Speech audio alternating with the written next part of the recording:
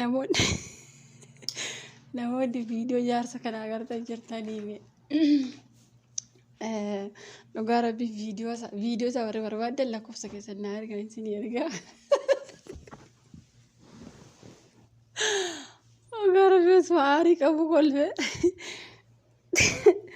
bakka inni qabatee illee agartanii birrii illee harkatti qabatee jira. Sararaanyaa kadhachuu jira. Viidiyoo sana namoonni agarre hin jirtan jedhee yaade dhugaa dubbachuuf ani kaleessa galgala argee garuu viidiyoodhaan hojjenne yeroo arganne namni irraa hojjete argee jira. Wanta akkasii yeroo lammaffaa arguu kooti. Mucayyoo tokko agartaniitu yoo ta'e miidiyaa warra Arabaatti Liibiyaa miti eessa biyyittiin ka Joordaaniif Liibiyaa adda addaa Joordaan na fakkaate yeroo tokko gaafii deebii gaafatan mucayyoo tokko isa yaadadhe seenaa kanarratti yaadadhe jaarsa kan argee yaadadhe jaarsa umriinsa waggaa 84 jette yeroo sana yuutuubii hin qabu dhugaa dubbachuufi yaadadhe malee gara yuutuubii nama fa'aa jala deemee dhaggeeffadha. Intalli sun maal jette jaarsa umriin isaa waggaa 84 jette. Jaartii lama qaba jette. Jaartii lama qaba gaafii deebiirratti abeeki. Jaarsota lamaan sana dhiiseetu haadha manaa sana dhiise tokko akka alfiiti ijoolleetiyyuu jette. Isaan lamaaniin dhiiseetu na faana jiraachaa ture. Haga waggaa 5 wayii maallaqa irraa nyaachaa faana jiraadheette. Faana jiraadhee jireenya kiyya fooyyeffadhee birrii guddaallee isarraa nyaadhee gara biyyaan gala yoon jedhu ukkuba kaleen qabamee jette. Ukkuba kaleen qabamee birrii jaarsa sanarraa nyaachaa ture ol mana akiimii biyya kanaatti fixee hagaarratti kalee kiyya fayyifachuu dadhabe jette. Ani dhugaa dubbachuuf yeroo tokko waan kun zinaa yookaas immoo waan baalagummaa jedhama. Yeroo tokko birrii ilaalchallee namni waan baay'ee qaama isaa kana gurgurachuu danda'a. Haa ta'uuti jaarsa kana namni waraabee lammii Itoophiyaa miti. Warra wanti isaaniif fakkaata. Jarri sun yeroo hedduu dhiira badaa ofitti dhiisanii warra eenyusa warri gugurraachi mataan qaban sun. Jarri sun baay'ee cimoodha dhugaa dubbachuuf. Mucaa tokkollee agartanitti yoo ta'e mucaan sun Saa'udiima kana keessaa huddoo isaa qullaa dhaabatee agartanitti viidiyoo sana namni agarra hin jiru jedhee yaadu maal jedhaniifa tibeen تبغي ولا لا أنا أنتك فلوس بس أنت ما في كلام بابا ولا حالك يا في أباك يتنمتو جديتو كيسمتي تيجو يساتيرون جو ناون نجس نتنجد ناون نجس مش أيوسو كانوا كيفنا كيفتة فيديو سوارا بديش كلها إسا إننا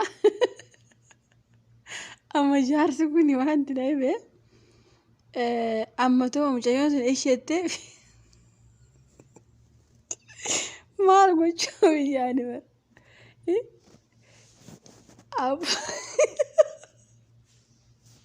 وقارب يقول أما وجدت سلامة تو إيش يتة إيش مي أما جارسا كان لا أبا كيسميتي أكاكلي كيسن سنين تو كن أبا كيسن تو أما جارسا كن وقارب بتشوف جارسا كنا كميت مية ساكا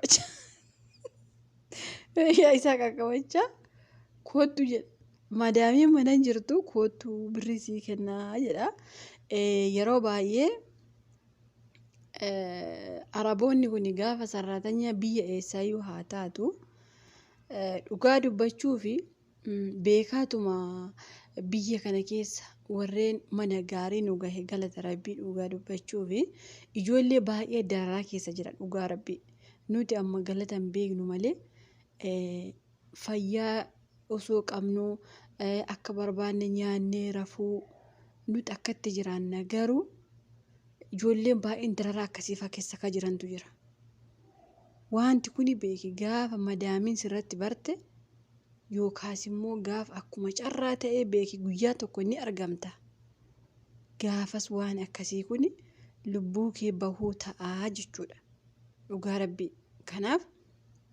Ijoolleen mana akkasii jirtanii gaafa ramni waan akkanaas hin gaafate battaluma kuillee dullachaa yoon akkana kanan baqatina kana darbitii mashiinti beeti keessan buustu amma dhugaa rabbii kan akkanaa kana hin baqatinaa dhugaa rabbii. Nama bira darbu fakkaadhaa gaffa'aa darbaa kana. Maa kanamoo? Kanamoo? Hin deemu otoo intala sanaatti birrii kanarraa fudhee gaffa'ee bira darbaa kufu dhugaa rabbii. Birrii fi fukachaa deema hodhu jedhee kadhataami.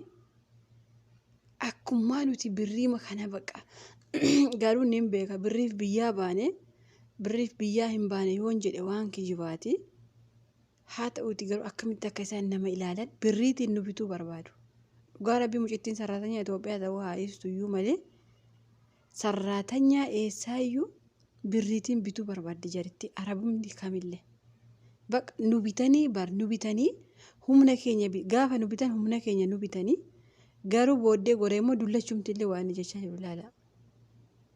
Dhugaa rabbi kun dullachumti kunillee maali kana waan intalittiitiif dhugaa rabbi darbee ma kuffistee bira dabartuu kana garuu viidiyoo waraabuu ishee maashaallah baga waraabde inni hin beeku kanumatti madaamaa fi beete maamaa fi beete jedhaan qoya ammatoo ishee akkam gochuu fi hin jedhaani bar ammatoo isheen eeshi jette eeshii yabaaba koottuu jette ciifte akkam go'ame akkam go'an jedhamaa kun amma wanti isaa hin dadachaane silaawuu waan balagee dubbatta isaaf eeggadhunaan jettaniittu mare akkami amma kun hin dadacha'ee irrayyuu jira qoy fincaanumaa fi yoo taate malee innaa waan akkasii kun salphoo jaarsaati dhugaa rabbii jaarsa salphoo soqolattuu soqolaa gargaaru kan jedhanis akkasitti dhugaa rabbii kun jaarsi salphataa biyyeen isaa nyaattu dhugaa rabbii indee nama guddaa akkasii makuni ka ganama ka'ee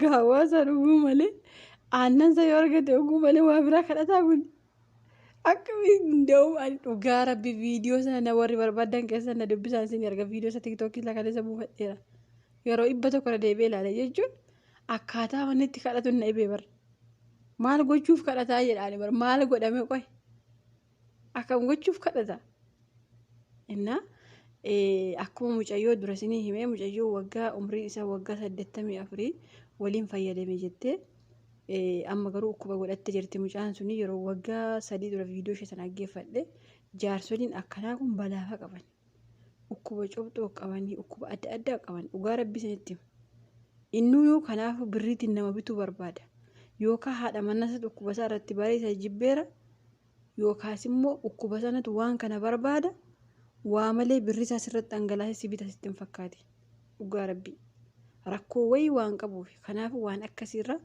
bareechitanii baqachuu qabdan jaarsa akkasii kanaaf darbadha hin baqatina dhugaa rabbii sinitti malichaan bayina darbadha kana nama akkasiifa darbitanii bira darbuu dadhabdanii moo